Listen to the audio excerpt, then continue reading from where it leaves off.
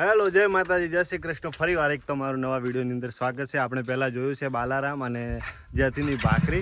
હવે આવતા રહ્યા છે થોડુંક દૂર છે મિની કેદારનાથ, બનાસકાંઠાની અંદર આવેલું મિની કેદારનાથ જોવાનું છે. અને મારી પાછળ જોવો છો એક અદ્ભુત નજારો છે, સરસ મજાનું એ પણ લોકેશન છે. અહીંયા એટલે થોડી દૂર ઊભા રહ્યા હતા, તમને બતાવી દઉં. અને અહીંથી આપણે સીધા જવાનું છે મિની કેદારનાથ. તો બસ તમે બન્યા રહેજો ને. બનાસકાંઠાની અંદર આવેલું સરસ મજાનું આ સ્થળ છે, બતાવીશું. કેમ કે તળાવ ભરેલું પડે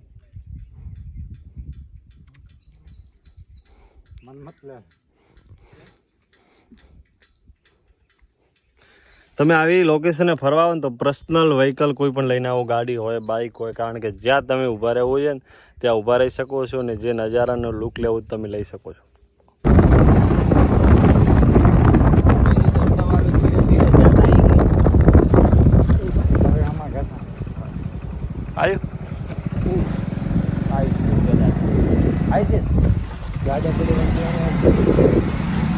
બાઈક ઉપર જાય તો ગાડા તો કેમ નહીં.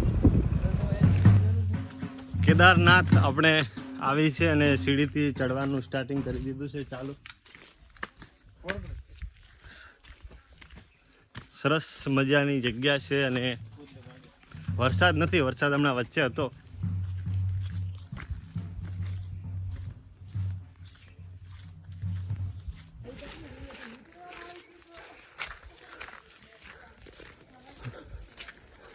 મસ્ત વનગટી વૃક્ષ અને અત્યારે તડકો નીકળ્યો એટલે થોડી તકલીફ પડે ઉપર ચડતા.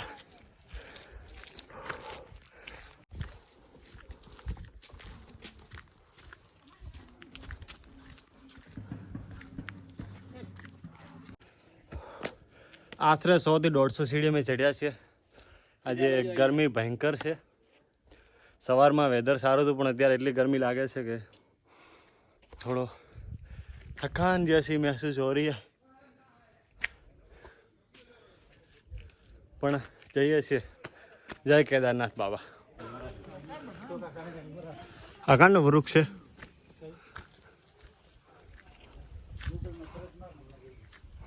ગૂગલમાં સર્ચ મારવા જઈએ તો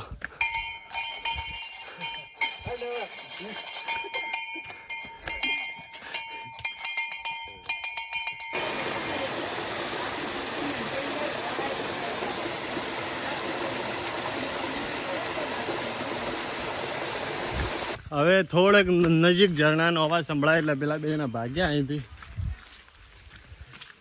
હા છે ઝરણું આવ્યું તો ખરા.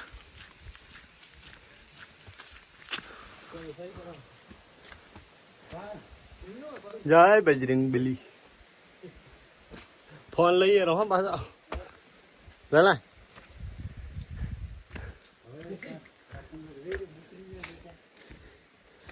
આવે પાછળ આવે. આવી જાઓ માં બકુ, આવી જાઓ. બનાસકાંઠાનું મિની કેદારનાથ અમે ઉપર ચડીએ છીએ પણ આજે પહેલી વાર એટલી તકલીફ પડી છે. લગભગ 150 થી 200 સીડી અમે ચડ્યા છે, ગણી નહીં કેટલી છે. આજે ગરમી બહુ લાગે છે કારણ કે પેક અહીંયા ગુફા જેવું વધારે છે ને એટલે વધારે ગરમી લાગે છે. ફાઇનલી આપણે મંદિરે આવી ગયા છીએ. સામે કેદારનાથ બાબાનું મંદિર છે અને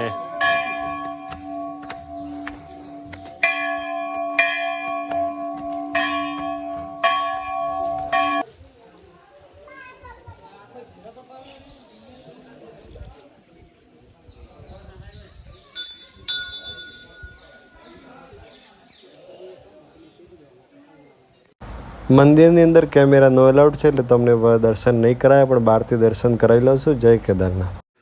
કેદારનાથ બાબાના નીચે દર્શન કર્યા અને હવે આપણે એમથી ઉપર જવાનું છે. ગુરુજીની કુટિયા છે. અહીંયા જંગલ છે અને થોડો રીચ છે. રીચનો વધારે તકલીફ એટલે એકલા અને જો અજાણ્યા હોય ને તો જવું થોડું મુશ્કેલ છે. અમારી સાથે અહીંયા સ્થાનિક છે, એક ભાઈ છે, એમની સાથે અમે પણ સથવારો કર્યો છે અને ઉપર જઈએ છીએ.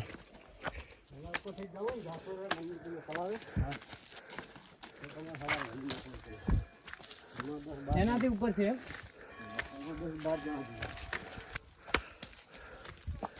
મંદિર સુધી સીડી છે અને એનાથી ઉપર ચડવું તો ડાયરેક્ટ ચડવાનું છે. આમ થોડો રસ્તા જેવો છે.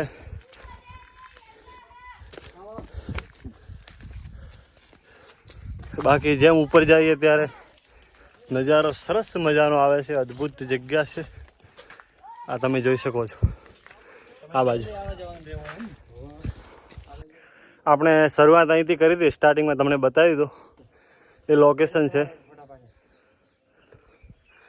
અને અહીંયા ફરવા જેવી ઘણી જગ્યા છે. ટાઈમ લઈને આવવું પડે 1 થી 2 દિવસ.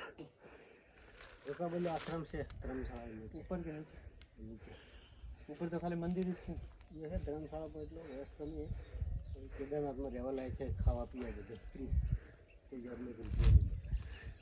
નીચે કેદારનાથમાં આપણે એની સાઈડમાં જતો હોય જ ને. હા હા મેં જોયું.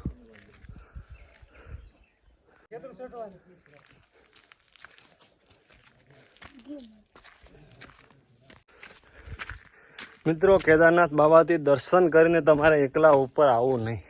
જો સ્થાનિક લોકો સાથે પૂછો કાં તો પૂછતા જ, કારણ કે ભૂલ ભૂલૈયા માર્ગ છે. ને જો તમે અહીંયા ભૂલી ગયા તો પછી ઠેકાણું મળવું મુશ્કેલ છે. અને એક સૌથી મોટી રાતના સિંહ નહીં, ચિત્તો અને રીંછની વધારે અહીંયા બીક છે.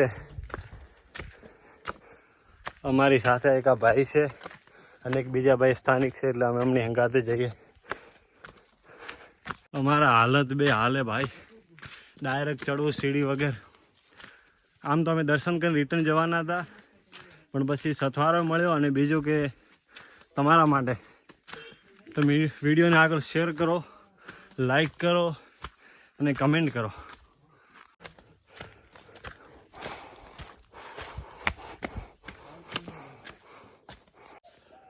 આ રાસ્તે થઈને આપણે ઉપર આવ્યા છીએ અને મુનિજીની ગુફામાં ઉપર આવ્યા છે. તકલીફ તો બહુ પડી છે.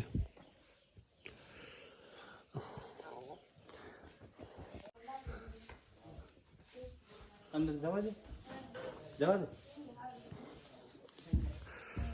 મુનિજી મહારાજની ગુફાની અંદર લાલ લાલ મને આગળ જવા દે. લાઈટ કરો ઉપર. બીજા મોબાઈલ લાઈટ લાવજે.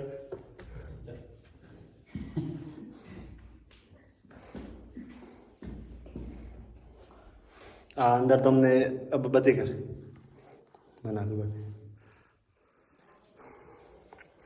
મુનિજી મહારાજની ગુફા, અને આની અંદર બેસીને ભક્તિ કરતા હતા. કહો.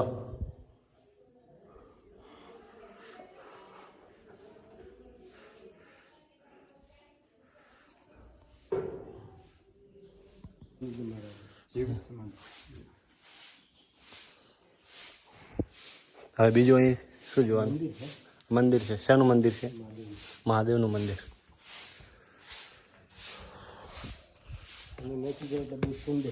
हाँ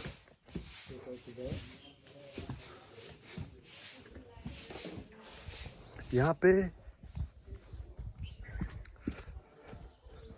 હવે આપણે કુંડ તરફ જઈએ છીએ. એક નાનું કુંડ છે અહીંયા બે, એ જોવાશે.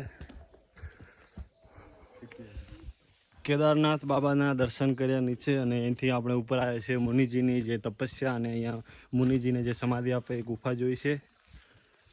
અને હજુ એ ઉપર છે તળાવ જોયું, પણ આપણે અત્યારે ટાઈમ નથી. જતાં બહુ ટાઈમ લાગે છે, એટલે આપણે ઉપર જવાનું નથી. અને ધીરે ધીરે સાંજ પડે, કારણ કે 3 તો અહીંયા જ વાગી ગયા, 3:30 અમને. એટલે હવે પહેલાં જોઈ લઈએ છીએ અહીં કુંડ, અને પછી અહીંથી સીધા નીચે રવાના થઈએ છીએ. કુંડ કીધું છે મોટું, પણ નાનું કુંડ. આપણે મુનિ મહારાજની ગુફાથી નીચે આવી રહ્યા છીએ, અને જગ્યા ખતરનાક કોત હોય ને અદ્ભુત કોત હોય ને સારા લોકેશન કોત હોય. અને આ બાજુ ઝરણા બંધ છે. આગળ ઝરણું, આ નીચે ઝરણા ચાલુ છે, અહીંયા ઝરણા બંધ છે. સીડીએ નથી. અને જતી વખતે અમારી સાથે નીચે કેદારનાથ બાબાના જે ભક્ત હતા એ ઉપર અમારી સાથે આવ્યા ને. હવે રિટર્ન અમે એકલા છીએ, અને અહીંથી એકલા આવું નહીં. ઓછામાં ઓછા 5 થી 6 જણાનું ગ્રુપ જ આવું, કારણ કે રીસ અને ચિત્તાનો બહુ જ ભય હોય છે. અને એ પણ 5 વાગ્યા પછી તો બિલકુલ ભૂલે ઉપર નહીં આવું. અમે અત્યારે ખતરનાક જગ્યાથી ચાલી રહ્યા છીએ, અમને અંદર થોડો ભય તો છે, પણ કશો વાંધો નહીં. ગરમી બહુ લાગે એટલે 2 બટન ખુલ્લા રાખ્યા હો. બાકી કોઈ કોમેન્ટો મારશે કે ભાઈ તારા 2 બટન કેમ ખુલ્લા રાખ્યા.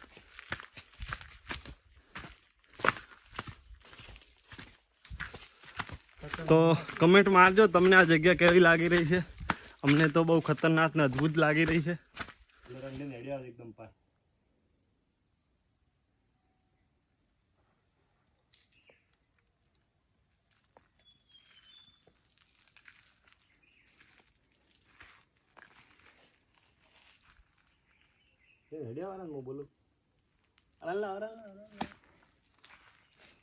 આ એક એવી જગ્યા છે એકદમ સુમસાન છે અને એકદમ રિલેક્સ થઈને અમે બેઠા છે.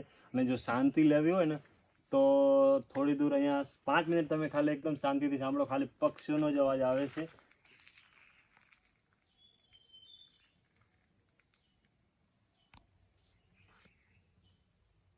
અને જિંદગીના બધા ટેન્શન મૂકી અને આવી જગ્યા ફરવા આવતું રહેવાનું, એટલે મનને શાંતિ મળે, ફ્રી માઇન્ડ રહે એકદમ. અને બાકી જિંદગીમાં હજારો ટેન્શન છે. બસ એક આ મુનિમજી ગુફાથી સીધો અહીંયા મોટું તળાવ છે. એકલા જતા નહીં. મુનિમ ગુફાથી 2 થી 4 કલાકનો માર્ગ છે. અને જો ભટકાણ અને ભૂલા પડ્યા તો ક્યાંય મળે એમ નથી. નામ નીકળી છે રેશન કાર્ડમાંથી ને આધાર કાર્ડમાં તમારું નામ નીકળી જશે. બનાસકાંઠાની અંદર છે. બનાસકાંઠા પાલનપુર બાજુ મિની કેદારનાથ. નીચે કેદારનાથ બાબાના પહેલાં દર્શન કર્યા અને મંદિર હવે નીચે જ રહ્યું છે.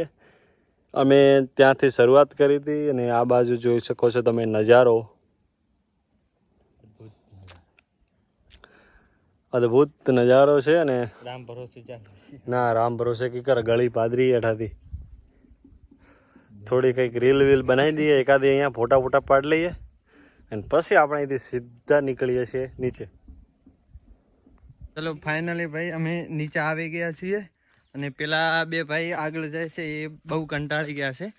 એટલે એમને પૂછીએ કેવું લાગ્યું તમને અને કેવું વધારે કંટાળે. હા ચમ કંટાળી ગયા તમે? કોણ કંટાળ્યું?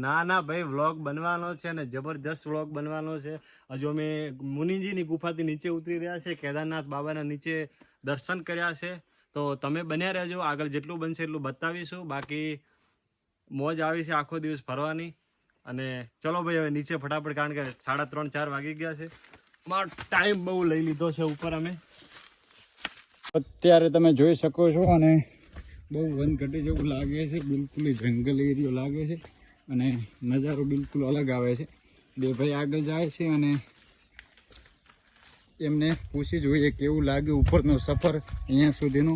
અને મિકુશભાઈ, કેવું લાગ્યું અહીંયાનો સફર તમે જણાવો? સફર એકદમ અદ્ભુત હતો. મજા આવી છે ઉપરથી નીચે. અને આ તો આ વાતાવરણ છે જે આ પાછળનું કુદરતી વાતાવરણ છે ને એ નેચરલ એકદમ વાતાવરણ છે. અમે હજુ કંટાળ્યા નથી. બંને ભાઈ મોજમાં જ છે. બીજી વાત કે અમારા ચંપલા મારાથી કંટાળી ગયા છે. હવે તૂટવા નહીં આરે છે. છેદ સુધી ઘરે સુધી જાય તો સારું છે. બાકી વચ્ચેથી નવા તો લેવા જ પડશે. બાકી દોસ્તો બહુ જ ફરવા લાયક સ્થળ છે અને બહુ મજા આવે છે. તમે પણ અવશ્ય આવજો આમની મુલાકાતે. કારણ કે જો સીડી વગર ઉપર ચડવાનું ને એટલે ચંપલા કંટાળી ગયા અમારા. બાકી બહુ મજા આવી રહી છે દોસ્તો. અને પૂરો બ્લોગ તમે જોશો તમને ખુદને પણ મજા આવશે. કારણ કે આ જગ્યા પણ એવી છે, એમાં લોકેશન પણ બધા બહુ ફાઇન છે.